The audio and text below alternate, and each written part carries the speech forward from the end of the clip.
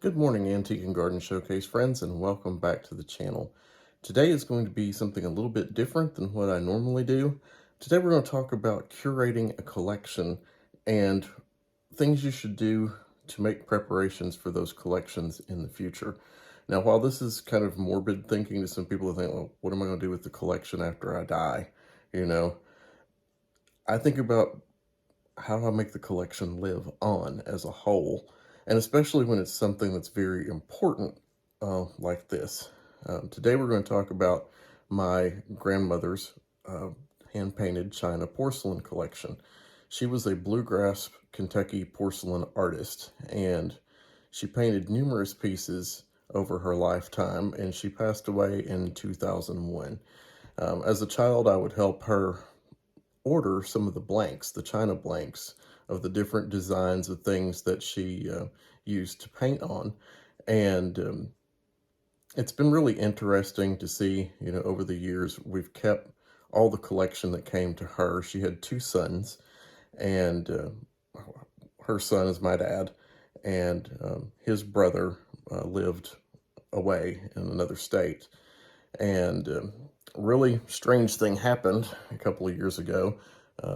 Dad's brother passed away too, and the executor of his estate contacted me and said, is there anything of his that you would like to have? And I said, the only thing that I would really want back is, my grandmother's china, because I want that to be taken care of. My plan is someday maybe a Kentucky art museum or something, and have a trust to take care of that, and so people will know who this Kentucky artist was. And there are a couple of different collections in this house that I would like to treat that way.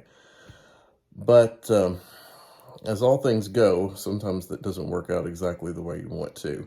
And when I was contacted by that particular executor, I told him, I said, I will hire a packer shipper to come in if that's agreeable and to get this done. So I was hunting for a packer shipper. There were factors, it had to be so much, it had to be this, it had to be that. I can't remember all the ins and outs, but I know it took a while to try to find somebody. In the meantime, I don't know if he just decided to give up on me trying to do that or whatever, but he took it upon himself to pack it himself and ship it. And while that gesture might seem nice, he did not pack things well, and most of it arrived here broken. And I've got some pictures of things that happened that way. So I'll show you some of those pictures of what happened when things are not packed carefully for shipping. So here are those. The pieces that you are seeing are pieces that were not packed carefully in shipping, and this is what happened. One of the great tragedies in this was a tea set that my grandmother had painted, and there was only one like it. She didn't do any others like it, and only one piece survived out of that entire set of, I think it was 5 pieces. The teapot did survive, the biggest piece, surprisingly. I don't know how. The tray was broken, the creamer, the sugar was broken, and that pattern was one that she didn't use too often. So I'm focusing on that pattern today because there are some interesting things later on in this video about that particular pattern. About 2 years ago, when around the same time that this collection was coming back, there was a local auction here in Richmond, Kentucky. It was the auction of the lady who was my grandmother's hairdresser for many, many years. She had passed away, and a lot of her items went up for sale. And I went over to preview her auction, and lo and behold, there were items there that had been painted by my grandmother on that auction. They had not been lotted, so I talked to the auctioneer, and I said, what are you planning on doing with those pieces? And he was like, well, we're going to either donate them or maybe lot them. I said, will you lot those pieces? And I said, I will buy them. I said, I want them. They are my grandmother's. And he agreed to do that. So I did buy those pieces. And in this picture, these are the pieces that I got back from that auction. And I just happened to run across them and was able to bring these back into the collection. And you just never know what's going to happen like that. So a little bit about my grandmother. She painted a lot of different pieces, but this was her biggest piece that she ever painted, and it was a large vase, and she actually willed this piece to me to take care of. And that was one of the things that I was given from her estate. So I keep it here on a shelf, very protected among other very protected items that I keep here as well. So that's one piece that I really like. That was hers. There's another piece that I'm going to show you next that I think was probably her highest quality piece. And I kind of judge quality on Nippon porcelain because Nippon porcelain is something that I've collected, from a very young age as well. So let me show you the piece that I think is her highest quality piece. This ewer was one that she also painted, and I think this piece is her highest quality piece. I love the gold work that she did on this.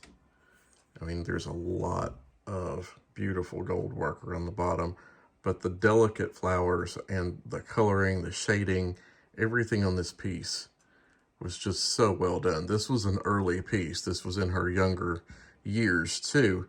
As she got older, she developed macular degeneration and some other eye problems, glaucoma and such, and you could tell a difference in her painting as she got older. But this being a younger piece, it is I think it's one of her finest examples of things that she did. And also out in the garden room, you'll find a lot of plates that are floral themed that she painted. So I'm going to try to zoom in on those, and you all know what happens when we zoom in, my audio goes. We still haven't figured out that problem, but here are some of the plates that she did. Really pretty poppy on the end there. There's a morning glory. Some form of daisy there.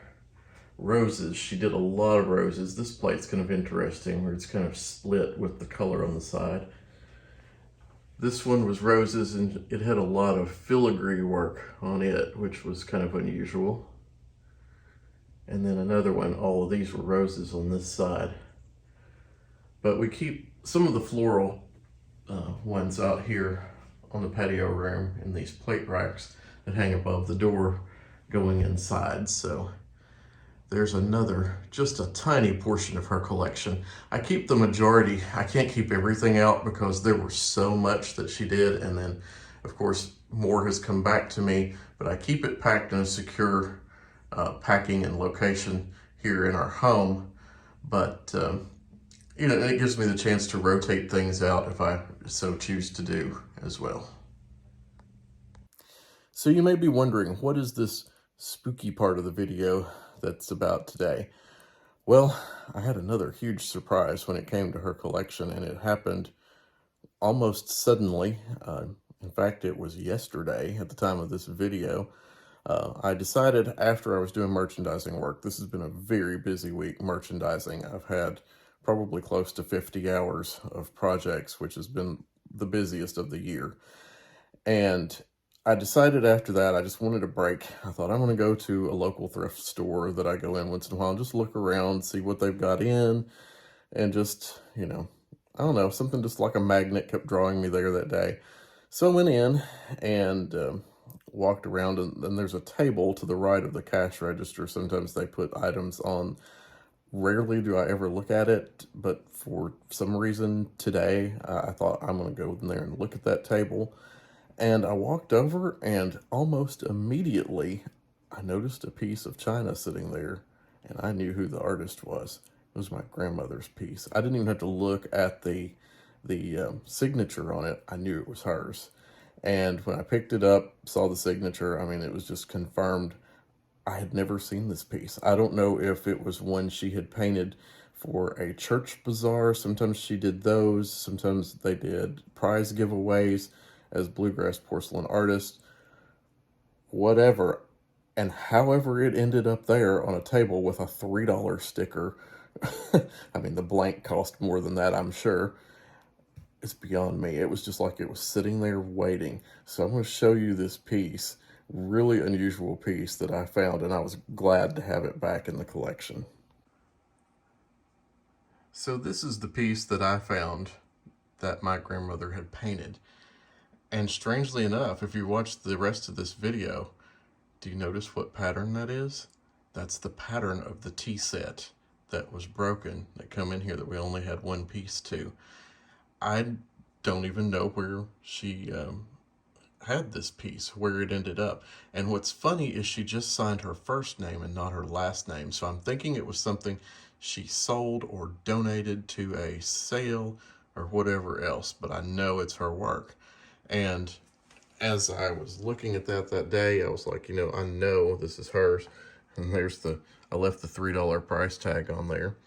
And you can also see somewhere, I saw it, there it is, her signature. Her name was Gladys, and she always signed on the edge of some leaves or something somewhere.